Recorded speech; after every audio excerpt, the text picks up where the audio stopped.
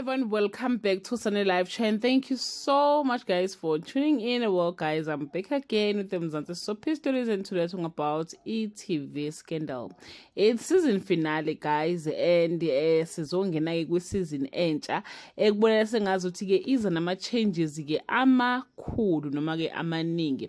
Kunabadlali ke abaningi ke abazongena lapha kwe e.tv Scandal esibala khona noMthunzi. Nemkhumbulo uMthunzi guys, wekade ke eshadeni noXolile. Yeah, drama yekloabut.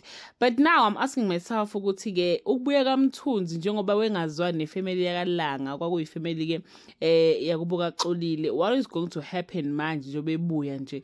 Because I think the only person who is linked to the old storyline uDinhle. So I'm asking myself ukuthi ukubuya kukaMthunzi ngoba wekade hambe eboshiwe uzobuya as what? Uzobuya azo revenge to who? Because yeah, I think it's only Dinhle osasele laphana kule amakhasti ke amadala. But ke uyabuya ke uMthunzi maningi abadlali abasha sibabonayo abazovela nomfabo kaGopulo simbonile futhi evela naye ke uzobe khona kulomdlalo kule season ke ezoqala. Asaze guys ukuthi what is going to happen to Hlokhe nje wasibone ke izolo ukuthi ke bebe trap laphana ke kwi lifting ngesikhathi ke uqhuma ke ibhomu beliqhunyiswa ke ubusisiwe ngenhloso kuyiphiniselela ke kunhloso kanye ke noDinhle.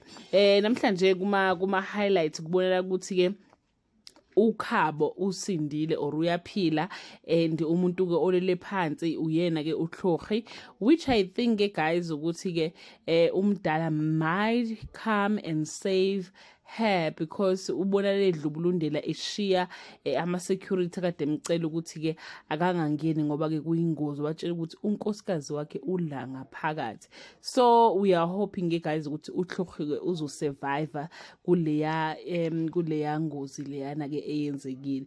As for Dinhle and Nhloso, I'm not so sure guys what is going to happen with them or bazo survive, but ke uDinhle vele guys hleze survive iskandal into yakhe nje iskandal. So ke guys, we're looking forward to see ukuthi how will this story unfold uqhubeka kuya phambili, but ke maningi ama changes engiwabonile, so sisaziba ne drama nje enkulu kakhulu.